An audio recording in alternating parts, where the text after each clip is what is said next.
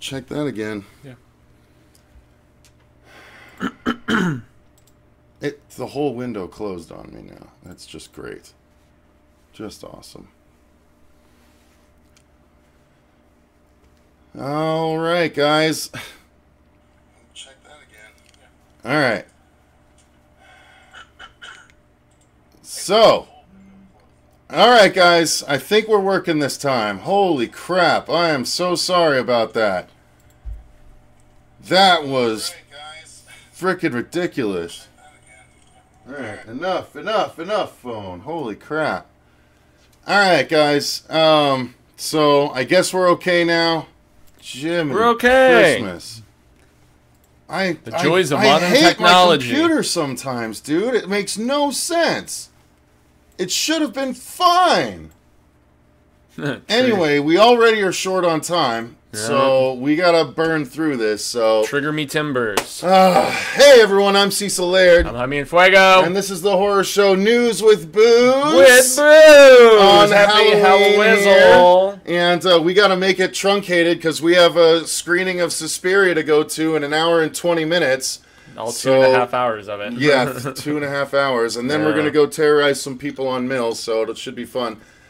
All right, yummy. So Fuego, what is story number one? All right, so story number one is the fact that they have already announced that a Meg sequel is in development. They haven't said which books they are actually going to be going after specifically, if they're just going to jump into, 2 or 3 or whatever. I know you had said that since I've only read the original Meg book, I'm not sure what else was possibly cherry-picked in that film that was concepts. The whole deep sea station thing kind of was, right? That wasn't supposed to be the same station, but it was a deep sea station, was from the second one, yeah. Well, it's made like $500 million worldwide. Yep. It's been very successful, even though I wasn't particularly fond of it. But there's no confirmation about a return for Statham yet, unfortunately. But you would obviously imagine with the type of Skrilla this made. But so yes, we are going to have more giant sharks in our lives in the very near future. I believe they're eyeing sometime in 2020, late 20, probably summer 2020 for this to actually be hitting the screens and stuff. They want to fast track this and just get her done. So I know how much you enjoy the series. You're probably excited at this news. Yeah, well, I mean, I knew it was coming eventually, so it is nice that it has finally been confirmed. So it was a no-brainer with the amount of money that this it film really made. was. For sure. It overperformed. A lot of people thought it was just gonna do okay, and it just kept swimming along, kept going, and making more and more money, especially in the international audiences. Like, I just hope they pay ton attention in China. I hope they pay attention to some of the criticisms, that were levied against the first film as far as story goes and things like that. Make it a little more interesting. The weirdness of tone at times. Add some science and decrease science be praised. Some craziness. But yes, happy Halloween to everyone. We appreciate you guys. Just real quick, Teddy Holiday is here.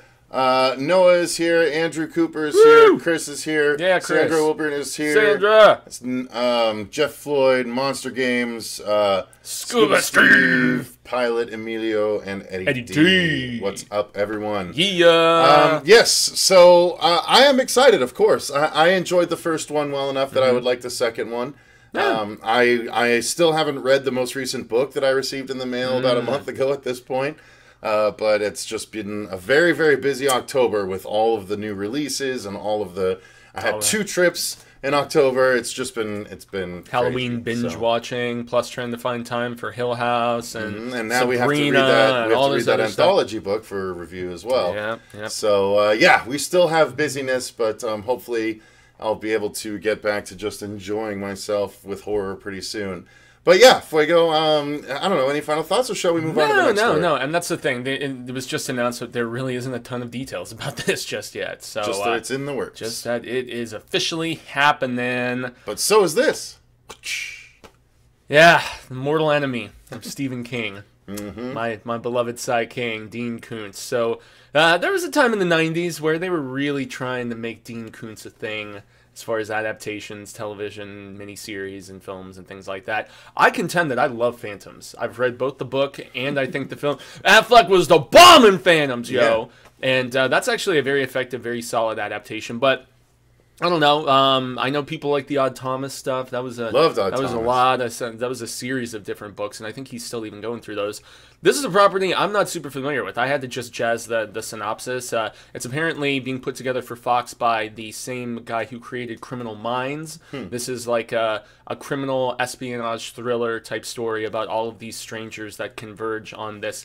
It's a motel called Tranquil, and that Tranquilo being a place that I've it just made me laugh at the name. But I guess all of them are missing giant chunks of memory from the previous summer, and like there's all kind. I mean, boy, I was even looking at it right here. So there's apparently there's a surgeon with panic attacks. There's a priest who's afraid of the dark. So it's like, I don't know. It sounds almost like the Bad Times at the El Royale kind of setup, at least a little bit to me. You know, a bunch of strangers converge on this old motel, and you know they've all got like weird quirks about them and stuff like that. So I don't know. I'm not a big Koontz fan, so I feel even weird talking about this story with my, my Whatever. dedication. Just because to you can support both writers if you really wanted to. I guess so. Two opposing sports teams to you. Yeah, in some ways, it's like you were either a Guns N' Roses fan or you were a Go to Motley where the Crue good fan. stories are. Who cares? No, but this is one people are buzzing about, and I know Criminal Minds has been on forever, and everybody seems to like that show. I'm just not too big on the whole procedural. Yeah, I don't like stuff. procedural It's stuff. not my thing, man. No, I'm not a big fan of procedural stuff. The closest I get is the recent Lucifer series. I will catch up on that. I got 2 seasons in, which I enjoyed, and that's kind of procedural, kind of not, but. Yeah. But yeah, I have no dog in this hunt. I don't know anything about it, so I'll wait for a trailer before I decide if I'm going to watch it. Yeah, so if you know anything about this particular book, let us know in the comments here. This third one is very, very tasty, very interesting isn't information because of the fact that I'm kind of getting the vibe that Heather and Robert, they see all the money that this Halloween movie is making, crossed $100 million in like a week, and that's domestic. I would contend that Freddy Krueger is far more beloved than Michael Myers. Oh, I would contend way more so. Yeah, and the fact that he just, Robert Englund, that is, donning the makeup one more time for the Goldbergs and stuff like that, he's on the press rounds, and I think it was Access Hollywood, if I remember correctly, that asked him, and he had always been very standoffish and very staunch about not returning to the role for screen, but then this time he's like, I think I'd be open to the idea of one more, and Nick went back? Yeah. Well...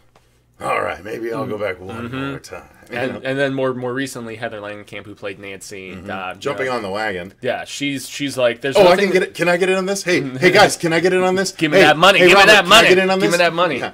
Although she did confirm that there's been no talks with her in New Line or Warner or anything like that. But the idea of this obviously gets me very excited. So here's the thing: would they pull a Halloween and then have Nancy face Freddy one last time? I don't know because Nancy did. Nancy it would have to be Nancy did return 2 other times, right? It was the first one, and then she returned in Nightmare. 3 in continuity, and then she returned in 7 in our world in like as meta Heather continuity. Langenkamp. She's great and in now that, too. if she returned again. And they could maybe, I don't know how they'd do it this time. Honestly, I would love a sequel to Wes Craven's New Nightmare. That would be dope. That's what I want to see. Sad Wes isn't around anymore. God, I know, but you'd have to call it just The Newest Nightmare or something like that. But it'd be really cool to play in that world. They could call it again. Last Nightmare. Or Ooh, The Last Nightmare. Yeah. Well, we all know it wouldn't be. Just like the final chapter. Yeah, and especially if it was successful. Like, I mean, that's the thing. You would have to have some sort of proverbial passing of the torch. I think almost from an old friend, from Freddy to a new dream demon of some sort. A new dream demon, yeah. Yeah. So I don't know. I didn't particularly think Jackie Earle Haley's portrayal was bad. It was just the script wasn't that strong, it only had a couple of opinion. good parts. Yeah.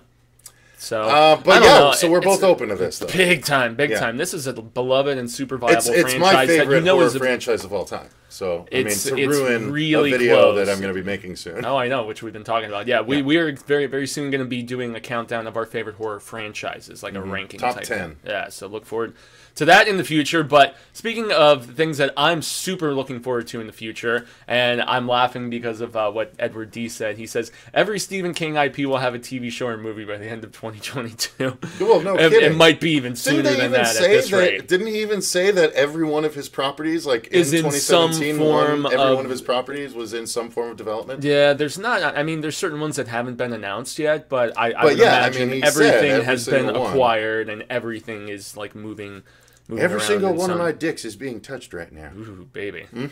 But this is one that I actually have felt is super viable for an adaptation for the longest time because of the fact that Joyland is it's got scary elements. I don't know anything about Joyland. So Joyland, Although I think basically- Joyland might cross over with Nosferatu, if I'm not mistaken. Somehow. I could be mistaken. Because of the 100%. Christmas land Yeah, or a whatever little the bit. hell it is. Yeah, well, maybe that's why I'm putting that connection. Oh, I just finished reading Horns, by the way, and I want to do a review. That book is exceptional. Do that with Marsha, because she read that, I think. Oh, that book is so good. I can't wait. Nosferatu is my next in line. But Better than the movie? Yeah, significantly. Wow, better. really? Significantly. But and just I mean, so much richer. You know, you get a ton more about the characters. Most notably, the one who actually does the murdering. Oh, okay. It's so much background about him and just his frame of thinking and stuff and how effed up he is. But so Joyland takes place in the 70s, and it's about this kid who, during a summer away from college, decides to go down to the Carolinas to work at this theme park.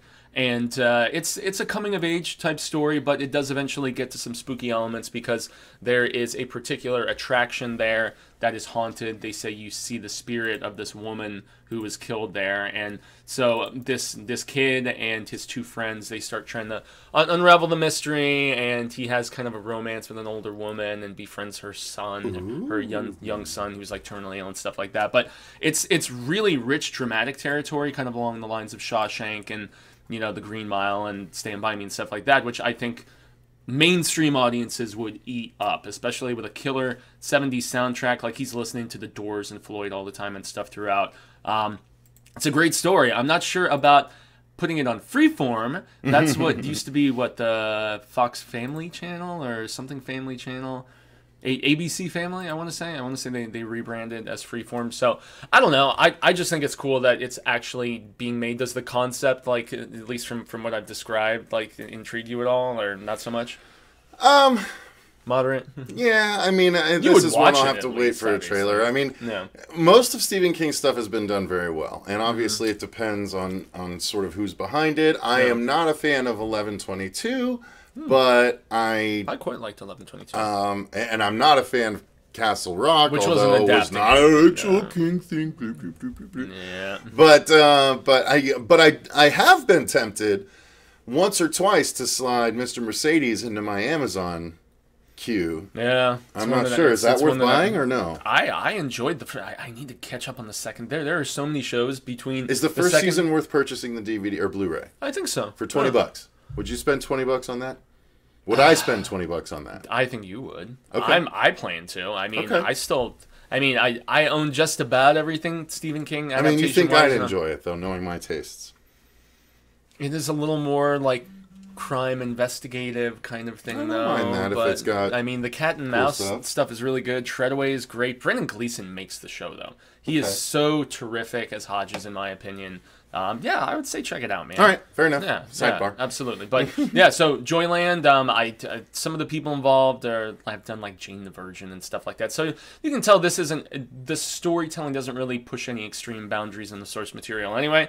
So yeah, I don't know. I think it'll be cool as long as it's well done and they get a strong set of young actors to get this all going. I'm pretty pumped because I love Joyland. It's from King's true or crime fiction something. I don't know. It's something that he didn't release with his normal imprint, Simon and Schuster. So he taught, and it's short too. It's very short. So I would imagine this won't be an ongoing series. This will probably be just like a limited mini-series, event series kind of thing. But yeah, man, I'm pretty pumped. Now the next story is, I'm not super familiar with this property. I think you know quite a bit more about Attack on Titan than I do, but they've been trying to do an American version of it for a while. They did a Japanese live action couple of movies, Japanese live action that was apparently, from all accounts, quite boring because it was so slow at times and rather absent of Titans at times. Yeah. Did you watch it at all? I did not. I did not. I know we did a trailer reaction to it. I always planned to. I never even made it through the whole first season of the show.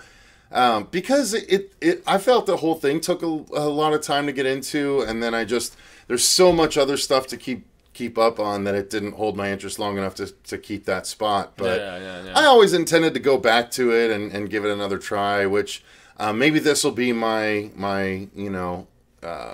looking glass that'll allow me into that universe a little bit easier. Yeah. Well, I know the anime and the manga are super, super popular, especially with like the crowds we go through at like Comic-Con and things like that. Like Attack on Titan is a big thing, and I mean, getting a name like Andy Muschietti to be attached to this, and I mean, he doesn't have a ton of stuff under his resume, especially since he's no longer doing the Lock and Key show that got handed off from Hulu to Netflix, and sadly his pilot will presumably never be seen. But I thought Mama was good, and It Chapter 1 was visually striking, and I'm very, very stoked about the second one. But this is going to be a different type of film. This is going to be presumed big budget, action-y, I mean, these huge Titan, like, godlike creatures almost, right? These giants that eat people, basically. So, but never show it, or, at least early on in the series. Lame. Not cool. So, I don't know. Who's stoked about Andy Muschietti after he finishes wrapping the guy's talented enough that it makes me excited. Very much so. Yeah, absolutely. And it is worth mentioning, since we're on Andy Muschietti, that they did actually just release a poster for It Chapter 2, but I saw it. It's nothing It's special. not even worth showing because it's just a black poster with the word It on it. Yeah, and it just says Chapter 2 under. That's and it. then September 2019. All right, sorry, moving on. All right, next story. This is the story of everything that I am, like, fucking stoked beyond belief for. This could be really, really, really crazy dark. I love I love like the stop motion animation type thing, which is what Guillermo has chosen to do for Pinocchio. Like, honestly, there's my love of Alice in Wonderland and Through the Looking Glass, and then there's Pinocchio, and many people do not realize how dark Pinocchio actually I do. It scared is. me as a kid. If you've read legitimately scared me. If you've read the actual source material unabridged, Pinocchio's a little shit. He kills Jiminy Cricket, and he just makes bad choice after bad choice after bad choice, and he's a little snot bastard. I mean, he finds himself in all of these situations because he creates them himself. He gets boiled by this big green giant next to the sea. He gets hung by like a fox, and I'm trying to remember what the other animal is. So he finds himself in terrible situation after terrible situation, and the reason for that is because Carlo Collodi's original source material was serialized, so it was being released in installments, like week in and week out. I can't remember if it was a magazine or a newspaper or something, but that's why he was basically killing off Pinocchio at the end of every chapter or installment, or at least you thought Pinocchio was going to die. And I mean, he's not going R-rated with this. This isn't like Pinocchio's Revenge or whatever the hell that movie was. But nonetheless, I mean, he's saying that he's going for a dark PG-13 take on this. And I mean, everything Guillermo does is beautiful, and he is a visionary. Even if I didn't love The Shape of Water, it was a beautiful looking film. And he's never done anything animated before, whether hand-drawn. He only produced the Troll Hunters show. But yeah, man, you guys cannot even understand my enthusiasm. Like, I was going batshit crazy when this was announced. So is Pinocchio a story that you enjoy? You said that kind of freaked you out a little bit as a kiddie. It definitely scared me as a kid, for sure. Yeah. I didn't like the idea of being turned into a donkey for having fun. Smoking cigars. Well, that part never appealed to me. That part was always gross. But the swallowed by the whale fed into my shark fear, and it's actually a shark in the. Yeah, it is. It's a big fish in the source material. Yeah, see, not a whale. That's scarier too. So, yeah, no, I'm very interested to see it because I love the, tendencies of Guillermo del Toro to make amazingly cryptically beautiful dark stories. Yeah, and I mean, Pan's Labyrinth pretty much was a fairy tale anyway. Yeah, it's perfect for Pinocchio. Agreed. And there's I tracked down on VHS. There is a 1970s animated version of Pinocchio, which is incredibly faithful to the source material. So if you guys, it's an Italian animated film actually, and they dubbed it into English. And I still remember renting that at the Superstar Video and watching it. And it took me forever to track down a copy of it on the eBays, but I did. And so if anybody can seek that out, it is so worth it. But I won't gush over this. So now we go from an awesome story to a what the hell story. Why do we need a sequel? No, we don't. We don't, but the box office says otherwise. The Boy made a lot of money. Did it, though? It made over 100. Did it, though? Yeah. Wow. Yeah. I hated that movie. I'll double check, but the movie was god-awful. It was... Like, that was it was worse than Annabelle bad. It was one of Marsha's most anticipated of the year, too. And she hated it, too. Yeah. Oh, yeah. She couldn't stand it. And the first one had, Lauren Cohen in it from The Walking Dead? Yeah. Yeah, we're gonna kind of double-checking the box office here. Together. Oh, never mind. Made $62 million. 64 on a $10 million budget though. That's a huge success. It was one of those. Was it Blumhouse? Domestic 35, total 60. Yeah, it was not Blumhouse, but it followed the Blumhouse horror. Still, even the domestic take was enough to make it a success. Follow the Blumhouse horror model, and make something for around $10 million, and then. Get 5-6 times your return, if not more. And by the way, Blumhouse, I need to talk to you about an idea I have that could easily be made for less than $10 million. So it makes me wonder, though, because one of the only things about the film that I at least found mildly interesting was their whole twist aspect. And so the audience goes into The Boy 2, presumably, if you're going to see The Boy 2, you've probably seen The Boy 1. You already know what the twist is. You know what the deal is. So I don't see where the level of interest or excitement could really... I mean, you're just bringing in, like a new sitter, which is going to be... Katie Holmes. Love me some Katie Holmes. But, I mean, I don't know. Are they recasting the Lauren Cohen character? I don't know if it's the same character or not. I doubt it, and I think it'd be stupid to try and make it so, because they already did that once with Katie Holmes by replacing her with Maggie Gyllenhaal for Dark Knight. So this is just a reverse situation? I still prefer Batman Begins to The Dark Knight, but that's just me. What? Get out of here. 100%. No, seriously, go. Get out. You're not welcome anymore. I'll go get another beer. Out. Guys, he said... Batman Begins was better than The Dark Knight. I think we can all agree that he no longer deserves to have any say in any sort of pop culture show on the YouTube at all. So, what do you guys think about The Boy 2? Do you really care?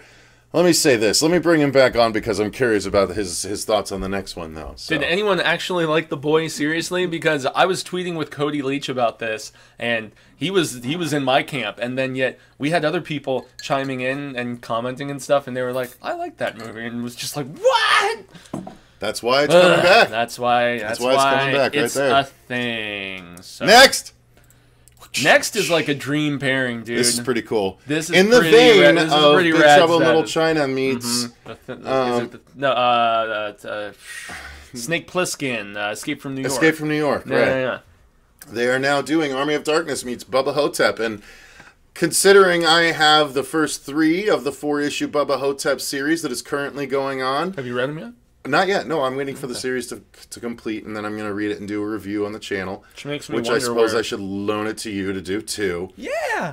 And then we'll do this, too, because of course we're going to have to get this. Yeah, I love Bubba Hotep, man. Corey Novak agrees with you. You guys are both crazy. Yeah. Whew! So good, man. Scarecrow, yo? Come on, now. But, no, this is a dream pairing for me, obviously. It's probably the two most... I don't know. Jack of all trades is pretty memorable for Bruce Campbell performances, but I mean, these are his two most well-known roles. As in Elvis, or is he Elvis in Bubba Hotep, and then obviously as Ash. So that's one cool thing, that even if Bruce doesn't want to do any Ash on screen anymore, officially having retired the role now after the show got canceled, which I just picked up that 3rd season used on Blu-ray at Zia for like $10.99, man. Nice. I'm happy about that. Oh my god. Excuse me? Canceled? I'm not canceled!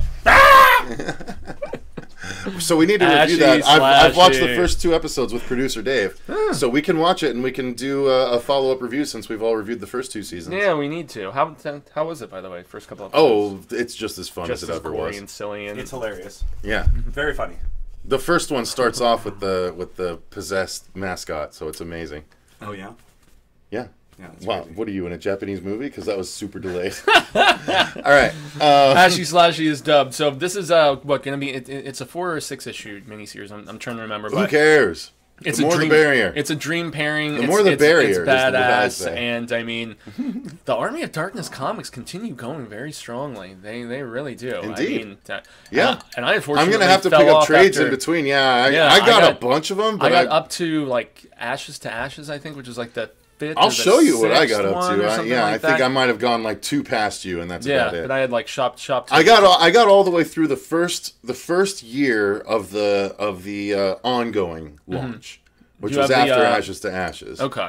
And then they relaunched it again after the first year, and I'm like, okay, I'm not going to keep doing this every year. And they did crossovers with like Xena and with like Danger Girl I didn't do that. and all no. this different stuff. No, I didn't so. do those. I don't care about those. But yeah, as far as crossovers go, this is like creme de la creme, yo. This is like state of the badass art, to quote Bill Paxton from the extended version of Aliens. So anyway, guys, this is the story. This last one, which I bet you were incredibly excited about. Yes.